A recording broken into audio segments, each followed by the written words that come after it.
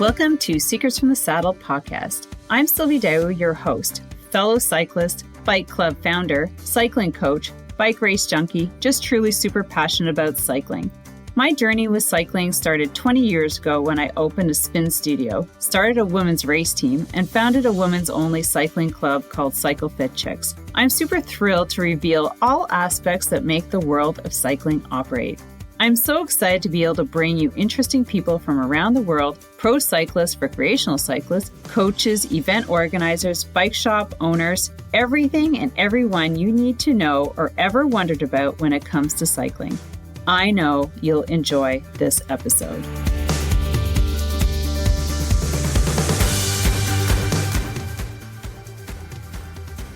This podcast episode is sponsored by Shopify Queen Sarah Jensel of Jensel & Co.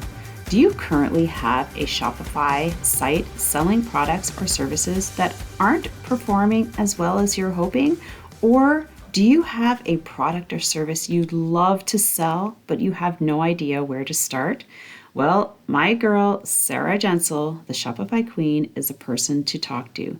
She is amazing and brilliant at branding and is currently helping me completely revamp my website on Shopify to showcase my new brand and selling my products.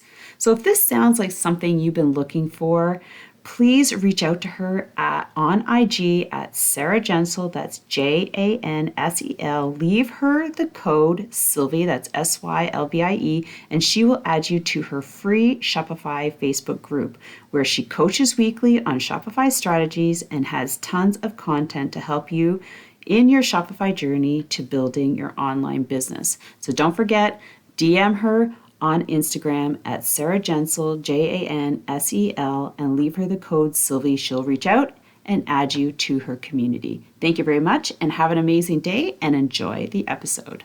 Welcome back, everyone, to another episode of Secrets from the Saddle, All Things Cycling podcast with your host, Sylvie Daou. And I have a really special couple here who's going to talk about their creation of it's a wellness center. They're going to talk more about it. It's called the Mana Center, and it's also in conjunction with Larose Park. So if you're local to Ottawa, Gatineau, probably Cornwall, I don't know how far, Montreal, how far people come to Larose Park, but I have not been there, but I've heard a lot of amazing things about this place. And I had no idea that there was actually the Mana Center was part of this. So I am really curious about finding out some things about this secret location that everybody seems to be going to.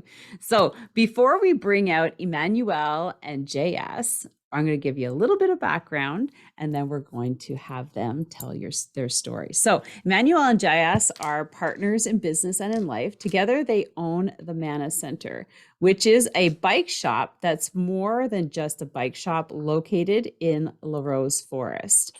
Both registered social workers, their vision is to create space that will bring community together, which whether it's through bike co-repair, workshops, team building, activities, or sport. The nature-based group therapy. Okay, maybe I should go in there. They work closely with Larose Forest team and with the community to help co-build a collective vision for their ecologically and socially driven enterprise. This is really cool. It's more than I thought it was. So welcome you guys to the podcast. Thank you, Sylvie, for having us. It's great to be here. All right. So I have a lot of questions just based on all of that. But first, how did you get into cycling? And then how did it kind of lead you to the Mana Center? Who wants to start? I'll let JS go first because he was the first who fell in love with cycling. So I followed. He initiated me to mountain biking. So all right. Okay, so I can start, but then I guess Emmanuelle might jump in whenever she gets in the picture when we move to New Zealand. So what I got first introduced to cycling, I guess I used to play ice hockey when I was younger, coming from this little town, and everybody played ice hockey. When I went to university, I lived in Hull, so I lived, south of the Gatineau Park. So we were doing a group with kids, and there was an extra mountain bike available for purchase. So I bought this old Norco Charger, I think, for a few $100s. And I had this mountain bike, and I was living just south of the Gatineau Park when I was going to university. So I started mountain biking in Gatineau Park. So just going up to the Pink Lake and those trails after school or before work. So that's how I got first introduced to mountain biking. And then I got to meet Emmanuelle through our work at the Centre de Santé. And then we ventured off together to New Zealand. So our first week in New Zealand, we walked 25 kilometers to get Emmanuelle at a bike shop that we had found, just to save all our time. But then I guess Emmanuelle can continue on, I guess, now that she had her Scott Aspect 45. Nice. So maybe she can continue on with our story of biking. Yeah, so I was introduced. I'm a hiker. I love hiking. I love mountains. So I've always sought out mountains. This is my thing. And then when I met JS, he was into mountain biking. I was like, oh, it looks like a cool thing because you're still climbing mountains and you get there faster to the top, right? But not really. Actually, I found out you don't get there much faster than when you're. You could probably hike faster, actually. Yeah, you go down much faster, which is great for the knees. But So he introduced me to the Gatineau Park and taking me straight off to the Double Diamond Trail. So that was my first experience. So everything seemed easy after. Jesus, I love that introduction by fire. Let's just go down. Yeah, it's the best time, the first date. Don't do anything. That's just to follow, to try to impress. But I couldn't follow. She's in better Did you hear that? She's in better shape than I am, so I had a hard time following her. So oh my God, that's funny. I had some 50 pounds to be able to try to follow her up the mountains. I went down faster, but I had a hard time following on the way up. Oh, jeez. So tell us more about New Zealand. Is that where you fell in love with mountain biking there, being your first time? Yeah, well, we went there because, it was more for the hiking. I've always dreamt of going to New Zealand, and then as social workers, the main approach that we use is narrative therapy, which is actually from New Zealand and Australia. So JS had been to Australia for one of the trainings already, and then we went back with the idea of getting more intensive trainings through the pioneers of narrative therapy, which we did. And then, of course, we settled in the town of Rotorua, which is a mecca for mountain bike trails. So the redwoods, for those of you who have been to New Zealand, it's just really flowy. I mean, much more hilly than Larose Forest. Yeah. But definitely we could mountain bike to where we work. We work for a youth justice residence there, and so we could just mountain bike every day. And which it was. New Zealand's great for mountain biking, so we just could not mountain bike. We had the start tails, but I guess the first few crank works were in Rotorua, New Zealand. So this gives you an idea of the kind of trails that we got introduced to. Yeah. So how long ago was that? In 2010, I guess, or 2009, 2010. We were there for a year. Yeah, so we lived there a year, and then did some yoga training in Bali while we were there. And got married when we were there in the Cook Islands. So yeah, why not, right? Went over there, you must go to Bali. I think that's what everybody does, right? Wow. So 1 year in New Zealand, and then you come back to Gatineau, and you're like, okay. Flat here, yeah. We thought Gatineau's pretty hilly, though. You might be pretty flat. Yeah. So what gave you the idea of starting out? I guess it was the bike shop that you started. When we first got into bikes, I guess, and with the work with therapy, we ended up buying a few fat bikes to do groups or like take people out biking. One of the things that I got that idea, I worked a lot in youth justice residence and stuff. So a lot of the interesting conversation, a lot of time we had with young people were not necessarily when they were sitting on my couch in my office, or doing activities, or at the residence we played, like in Gatineau, we played like ball hockey or ice hockey kind of thing, or we played basketball, and we had a lot of good conversation with the young people around sports. And when we lived in New Zealand, it was also similar. We played more rugby over there or different other activities, and even they would take the young people out like hunting and stuff. So it's kind of odd for a youth justice residents to bring people hunting, but in their culture and stuff, it works. it connects them to the land, connects them to their tradition and stuff. So I found that a lot of the fun stuff, and even in our lives, most of the fun ideas we had were not necessarily sitting on our couch and at our Oh, for sure. it was mostly when we're climbing those mountains, either in New Zealand and Nepal or wherever we were. But so it was kind of in a way to introduce people to other containers or other forms of therapy, to have different conversation and to discover different things about themselves. So yes, we end up just buying a few fat bikes to start off, do some therapy and do some activities with smaller groups with schools and stuff. So that's how about 2016 or 17, whenever we started having fat bike trails in Larose Forest, I guess. Right. So backing up, when did you open the bike shop in Larose? So Larose is a location, but Larose Park is another, give me the demographic, like where you are. You have a bike shop and you have the Mana Center, and then there's the Larose community, Larose Forest bike area. I'll explain. Explain the whole thing. The Mana Center, we opened that when we came back from New Zealand, but we were doing mainly therapy in our basement. And so we're in Limoges, right? So we opened up the Mana Center in our basement. And I'm also a yoga therapist and yoga teacher. So I was teaching yoga and doing yoga therapy in the basement. We specialize more in couple and family therapy. And then gradually we started doing, like JS started doing groups outside with the youth and with schools. So having those bikes, we just stored them in our garage. And then about a year and a half or 2 years ago, the Larose Forest was building a community center, welcome center. That's right at P1 at Larose Forest. At the trailhead, yeah. Yeah, it's right at the trailhead. So there was nothing, there was just a big gazebo. And then they built this with the idea of having a bike shop in there. And then eventually it got to us where, the Louis Prévost, who's the director, who we know very well because JS works in the forest, maintaining trails and stuff. So we know the gang. We know for a long time. And so we were talking to him, and then we ended up renting the space within the welcome centers for the bike shop, which is the Mana Center is there now. And it just became the bike shop, and then we take care of the welcome center. So when the Mana Center is open, the welcome center is open as well, where people can come and have a snack or whatever and use the washroom vending machines.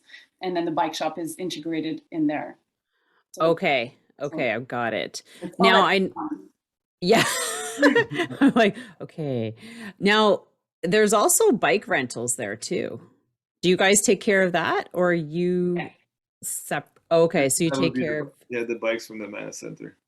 Okay. So we have multiple services, and actually it was a bit confusing because of our social aspect and ecological endeavors and all that, and mixing that in. Like, we find the bike location is kind of like, oh, well, we'll do that because we couldn't do much with the pandemic, with the COVID-19. We had to close down a lot of our services, so we turned to renting. And then so we're keeping that service, which is one of the main services of the bike shop, especially for fat biking in the Larose Forest. Is very like, people rent bikes there because people don't buy as many fat bikes because they're quite expensive and you don't ride them as much. But we have mountain bikes in the summer, and then fat bikes fat bikes, we have them all year round, because Larose Forest is kind of nice for fat bikes because it's sandy. It's just nice. When it gets drier, then the fat bike is great for that as well. So we have that, and we have the other services that we can talk about as well. Okay. Yeah, because a bunch of my girlfriends went there during the winter, and I'm like, I don't have a fat bike. They're like, no, don't worry, you can rent. I'm like, what?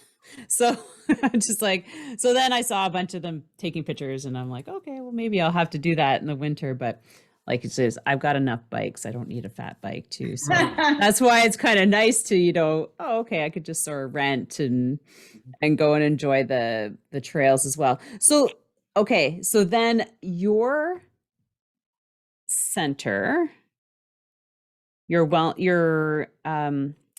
you call it a wellness center?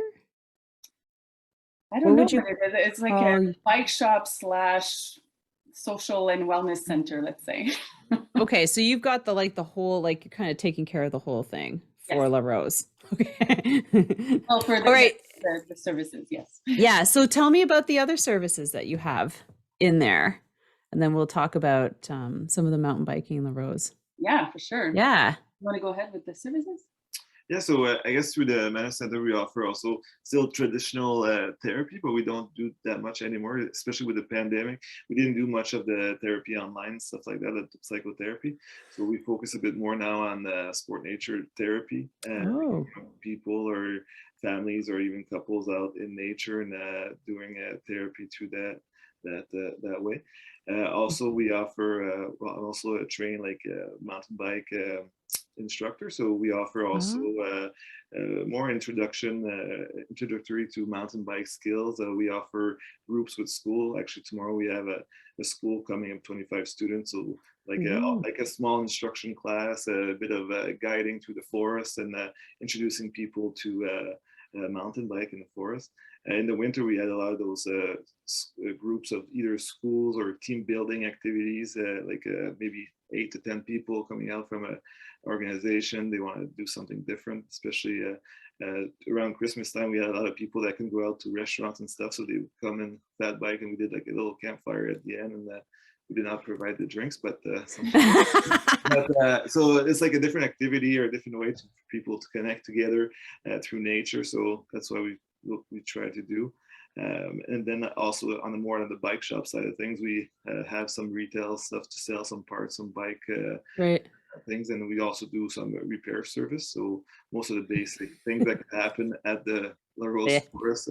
I bet you get quite a few people walking out with like broken chains or derailleurs, and you're just like, sometimes when they take the car off the rack, the bike off the car rack, also sometimes they're missing a crank or missing something. So when we can, we try to help them out. And especially at the start of the year, even in the winter, sometimes I guess people are just taking their fat bike out from the garage or from the basement, and they didn't have a chance to see if it actually if the crank moved or if the tire moved. So really all kind of stuff. But no, wow, you get to help out people and when they kind of need it, and there's not much else around. So when we can, we try to help out people if they're in a jam.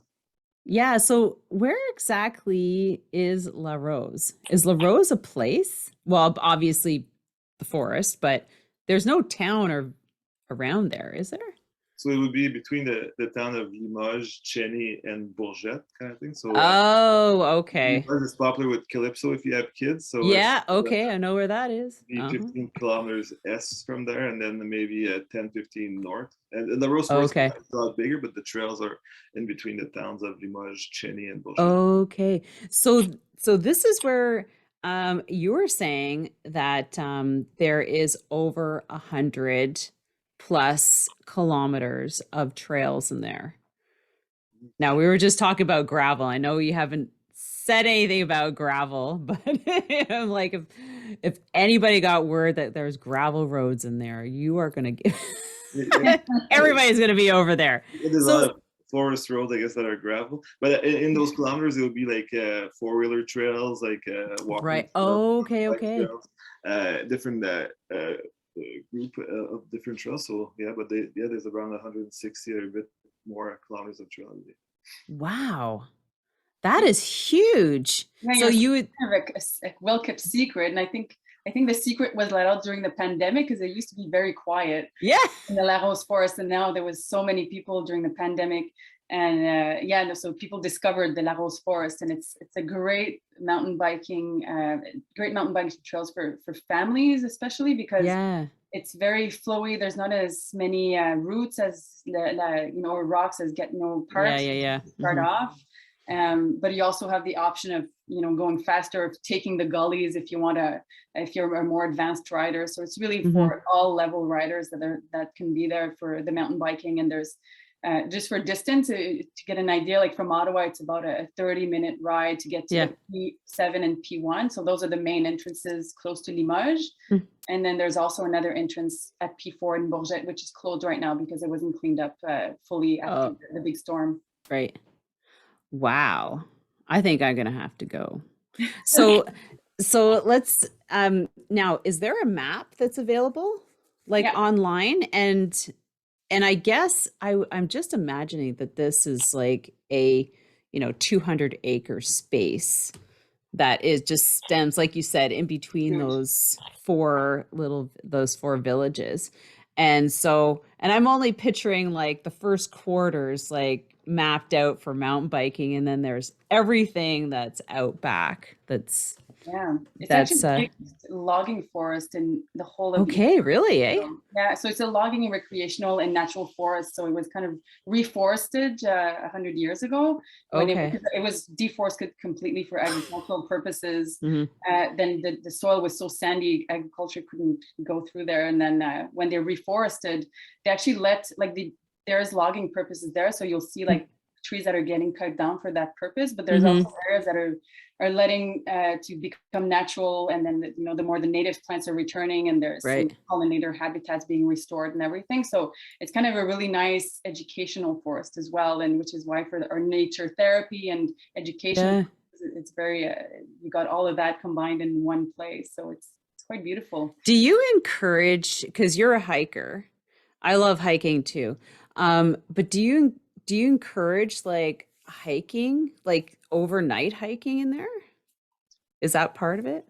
No. No, no. I don't want to say Hiking anything. trails, yeah, the hiking trails are marked out, and Mhm. they're well defined, and we actually ask people that they stay on the trails, not to disturb the Right, habitat. right. Yeah. And but there's no, I mean, I think it's in the plans to one day maybe have some overnight camping, even for bike packing purposes. Oh gosh, So yeah. we're working with the recreational committee, like the ecotourism committee of the Larose Uh-huh. Forest, which they have a 10-year plan that's going to be released eventually this year, I think. So we're sitting on that committee to kind of help. And there was a sondage, a survey that A was survey. let out to the community to kind of see investigate what people would like to see in the Larose Forest Hmm. that's not already there, or what they'd like to see more of. So yeah, so maybe these overnight hiking or biking opportunities will be there eventually, but they're not there right now. And Yeah, because that's something. Oh, go ahead. if somebody, Yes. sorry to cut you, if somebody would like to, like, let's say, hike to the other side of the forest, there's campgrounds also. It's not necessarily camping Oh. right in the wild, but there's campgrounds at each end of the forest also. So somebody could either bike across or go and ride Bourgette and sleep at a campground there, or vice versa. There's actually two campgrounds in Limoges also, so that could be a possibility. Mhm. But Oh, that's good to know. right now the forest Yeah, asks not to camp overnight in the Right. forest itself, but maybe down the road. because we did our first bike packing of the year. This year was actually like through the Larose Forest, and we went to Hammond Hill, which is by Okay. the Hammond Golf. There's yurts and tents, and so Oh, we actually did it. It was like a 25 easy kilometer with our two kids that we went there and then came back through the forest. So there's actually really great opportunities to go through the forest and find some different spots that are just outside the forest with local businesses and right. great beer and great food, and have nice yeah, so that's the development there, I think, that's happening. So, because that's kind of what I'm looking for, like somewhere. Because I'm like, where can we camp and hike? And I know, like, and that's great to know, even though it's not there yet. Now, if I were to, like you said, that there's campgrounds, already established businesses at like the different entrances. Now, if I were to say bike from La Rose to one of these campgrounds, how long would that be? You could take different routes, but straight across would be about a bit more than 10 kilometers. But then you could do, Oh, okay, because but I'm then thinking like yeah, but you could do 100 loops. kilometers. You could do loops that maybe not 100, but if you do different routes in the forest, you could probably do easily 40 kilometers. Or let's say you would like want to leave even from your place, you could come down. There's like a Sentier Récréatif de Prescott Russell that goes from Ottawa to the Quebec border. It's like a old railroad trail, so it's like that connects to Bourget, and that's about at some place about 5 kilometers, or maybe a bit more, maybe 8 kilometers from the forest. So a lot of people that like gravel, they would come down that trail from the city and then Right. do a loop in the forest and then go back home through that trail. I believe they don't want to ride the road or. Wow. Okay, where does that start? it would start, I don't know all the names of the streets in Ottawa, but close to Surville, or it would be like the exit point in Ottawa would be close to the Costco, I believe, like on Innis. Okay. It would go Right. up, and then it would go through some different towns like Navan. Okay, so this is a rail trail. Yeah, that connects to the Quebec. Oh, no way. And that's about a few, maybe a bit more than 5 kilometers, maybe 5 to 10 kilometers from the forest, or so somebody could. Okay. Wow. Yeah, you were asking about a map as well. If ever you want to have a look, we actually, it's kind of exciting for us because we're launching our new website today. Like it just came out about an hour ago. Wow. It just launched. So I had my own website that I made about 10 years ago, handmade. Yeah. Hired someone to, make it better, which is much better, and it's clearer with all our services. But one of the things you can find there is the map to the Larose Forest as well. So you can easily click, and then it links you to the Larose Forest website where they have the maps for the different mountain bikings at different entrances of the forest. Oh my God, that is so cool. I can't wait to look. I don't know about you guys. So as listeners, if you're local to Ottawa, Gatineau, or even not, and you want to come over and experience some great trails, this is a great way to get out of town experience. Like Emmanuelle and JS were saying, bike through, go to these little villages, have something great to eat. Because there's a lot of microbreweries around those areas, right? Yes. Yeah. Oh my gosh, what have I been missing? I need to go over there. I know. I gotta bring my even for the foodies out there. Like I think there are some really great restaurants that are starting to emerge, and there's these collaborations. Like we're even working with Totem Cafe, we're going to be selling their coffee.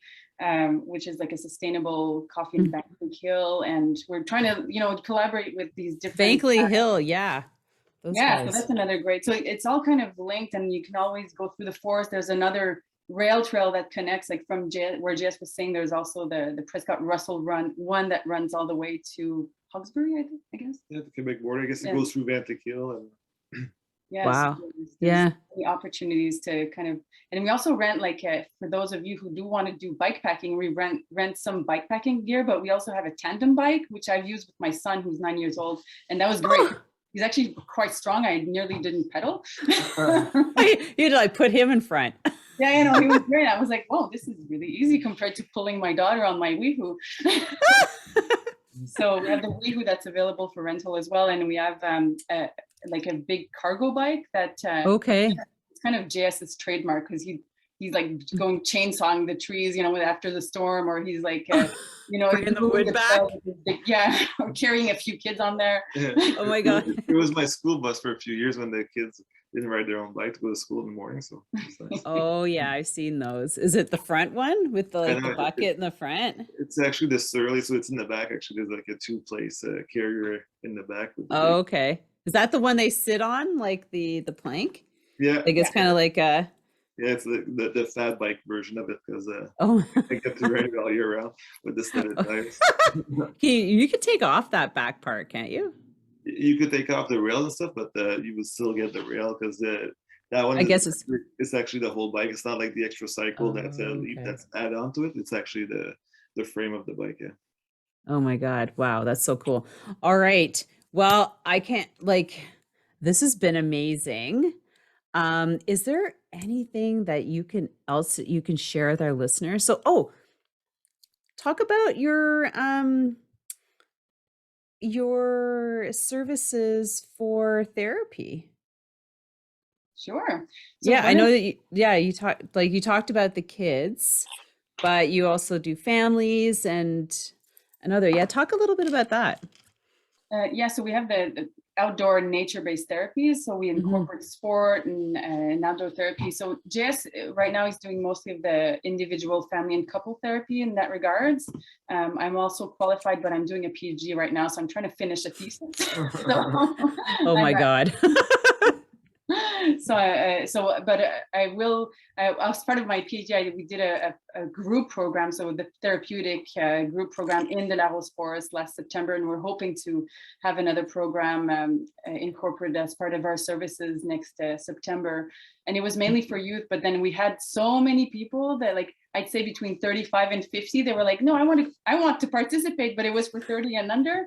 So I think we'll adjust the age group next time so that more people that are, because it's for mental health purposes, really, it's about reconnecting with yourself, reconnecting with nature, reconnecting with your body through movement and yoga and using some therapeutic tools that's from narrative therapy. So we're doing a lot of the work that's non-verbal therapy, right? So we're going through the different modalities to help yourself kind of gain new tools on how to deal with daily stresses and to find maybe a pathway for your life that is more satisfactory for yourself as well, to incorporate healthy habits in your life. I like the fact that you're using nature. So when you're using nature, what do you do? Is it like a lot of hiking, or do you go out and learn about the plants and the trees, or like how is that incorporated?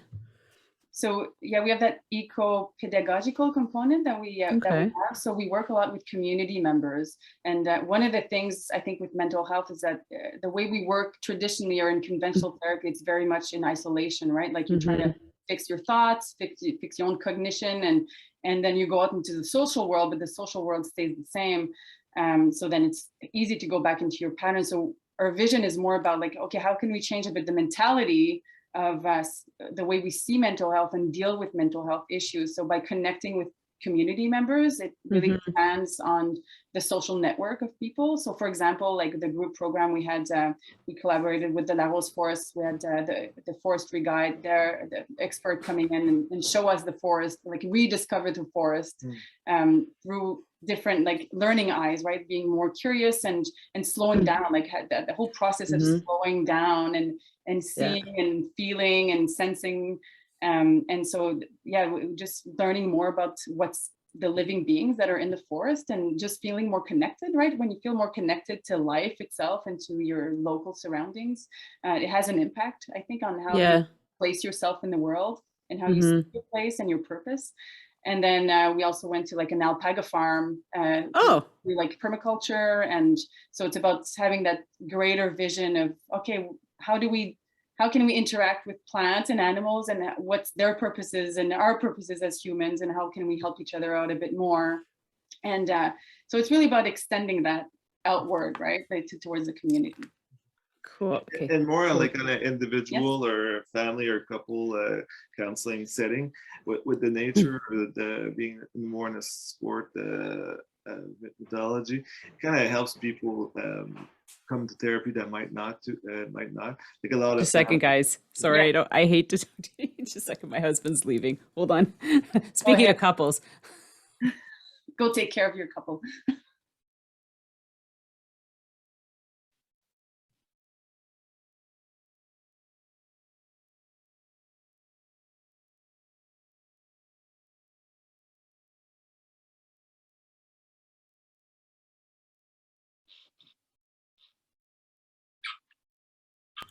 Sorry about that. My husband's just leaving to go golf all night.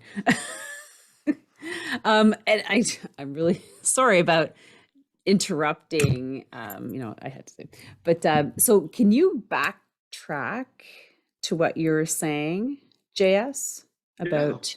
Yeah. So and more on the individual or couple or even family side of therapy. That's a bit different in the group. Is I find that it helps people that might not come to therapy, or that especially young people, or even with couples, or sometimes when people say go in therapy, go and talk to somebody they don't know in the office on chairs about their problem. It's kind of intimidating. But I found that a lot of times, I don't want to generalize, but sometimes with men, it was easier to say that we'll go fix some bikes, or we'll go for a bike ride. And then maybe at first we don't talk that much, but then we have some similar conversation that we would maybe have in the office. So that's pretty interesting, I find. And a lot of times also it teaches different ways for people also to help deal with their own mental health, I guess, being more active, being in nature, developing some new practice. Sometimes we even met young people, and then after that they started biking with their family members and stuff like that. Now they do that as an activity with their whole family. So I find that it's like gives new possibilities for people, for sure. And but some of the conversation we would have in therapy, we kind of still do sitting on a log in the forest, or so we use kind of the nature and some of the sports adventures to create space to have different conversations, for people to make new discoveries about themselves and help them through some of their difficulties. So I find that's pretty fun at the same time for me also, more than sitting. Yeah, I can imagine it's way better than sitting in a chair across from somebody, because I know that, like when we go out riding or hiking, it's an easier way to communicate. You just start, because you don't have to look at the person, right? They're behind you. So you could be like talking and you're asking, and you know what I mean? I find it easier to start, I guess, unloading stuff, like your feelings, when you're not necessarily sitting in front of somebody and you're kind of distracted, but not, I like that. So do you have lots of families and couples that come out? And do you do group sessions of them, or do you keep them separate? We did a bit of we did some groups with couples, and then we did some groups with families. Families? So we did groups with young people and with couples in the past. But so I guess with having all these services, we get a few couples or a few families or a few youth, but we don't have 10 new families we see every week in therapy. We take some whenever there's people that ask for the services, but I guess we're doing a lot of other stuff also. So we offer those services, but we don't work full time with every side of the business. I guess it takes a lot of work altogether, but yeah. So, but there's a lot of times I would say with young people, it's a lot of times parents that think it's a good idea to maybe try to have their young ones talk to somebody, and they refer you to, or sometimes it's professional in the community that don't offer those kinds of services. So then they refer people to us, or couples also inquire about. We did some groups also with yoga, I guess, in the past. So we kind of incorporate different mental ways of doing intervention when we meet people. Right. It sounds like you've got a big scope of things that you're offering. We need employees eventually. We have an employee that's actually awake planting trees right now, and he's great at fixing planting trees. Oh my God. But he'll be back. And so we'll need more. But it's the Mana Center in the Larose Forest just opened June 1st of last year. So it's kind of new that we actually have a space for all of this, right? Like before, meeting people, and like I was renting a community center for the yoga, and then we were meeting people in our basement. So now it's nice to have like one spot for all of this. Yeah. And all the bike tools are there. We can do co-repairing sessions all at the same place. And I think it's about kind of gaining that momentum and getting people to know about what we do. So it's just going beyond the bike rental, which one of the main services I'd say that people know about. And then when we talk to them, they can find out more about the other things that we find important to instill in this little community. So it's I think that is really important, like getting the word out about those services. Like that Larose Park will sell itself. But it's all the other things that you guys are offering that are super beneficial to a lot of people who are looking for them, I would say. Like the mental health, the counseling, and it's really nice that you are incorporating nature into it, because I find, just being outside, it is much better, especially if somebody from the city can escape to the nature. And it's special. And I think there's not that many outdoor therapy services in the area. We're with a group in the Quebec side. It's more it's like more legitimized, I think, on the Quebec side because there's more people who do it. But of course, there's all these insurance issues. Like there's a lot of things that you have to think about when you go into these kinds of therapies. And then like we've been doing it for a while, so now we're okay. We know where to look for the proper insurance, but it can take a while before you find that proper insurance provider for everything. So we're lucky to have the bikes accessible as well. So we just deal everything through our own little business. So everything's kind of easy that way. But it's good. And I'm hoping that more people will discover this so we can kind of break the barriers of the conventional therapies and have more people get outside and really get to know themselves through nature and maybe learn to respect nature a bit more in the process as well. This is an important facet of the whole ecological elements of the therapy as well. Yeah, you guys have a gem. Like I had no idea. I just like mountain biking, trails, but I think that you guys have a real, like you need like a team of you doing this stuff all the time.